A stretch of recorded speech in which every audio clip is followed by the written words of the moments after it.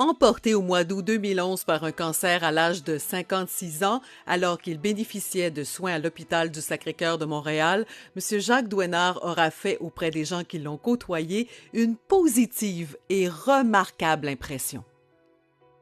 Si on pouvait voir ou avoir la définition d'un leader, je vous dirais c'était le portrait de Jacques.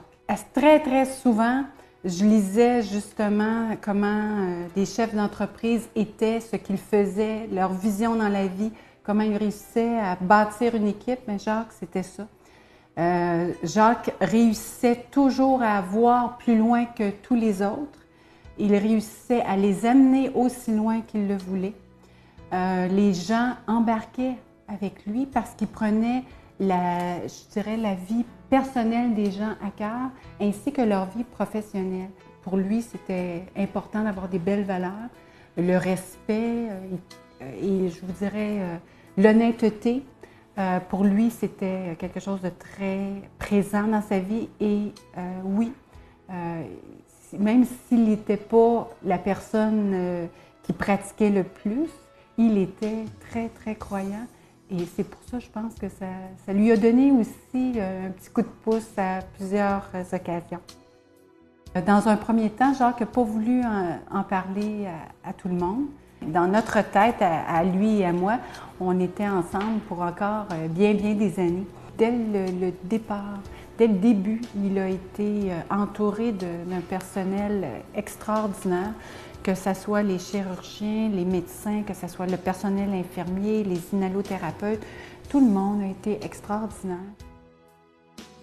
Dans la dernière période, il a eu une insuffisance respiratoire, donc pour lui, ça a été effroyable.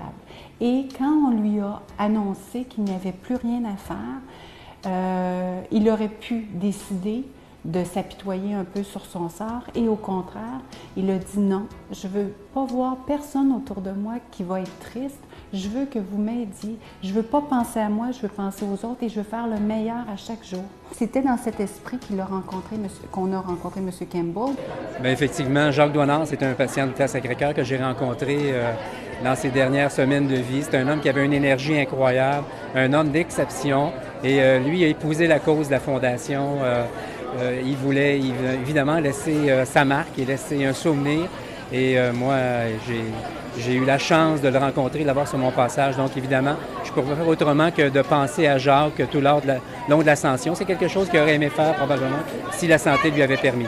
Et il s'est créé comme une espèce de belle relation entre tous les deux. Donc, tout ça faisait que Jacques s'est dit, bien, je ne peux pas passer à côté, puis je vais embarquer, puis on verra où ça va aller. Mais pour lui, c'était ça demeurait un petit projet au début, juste à l'échelle familiale.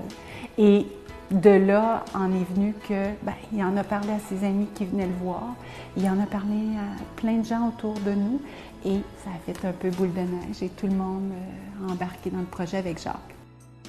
Quel bel héritage M. Douinard aura laissé à son entourage et au Centre de réadaptation cardio-respiratoire Jean-Jacques Gaultier de l'hôpital du Sacré-Cœur de Montréal.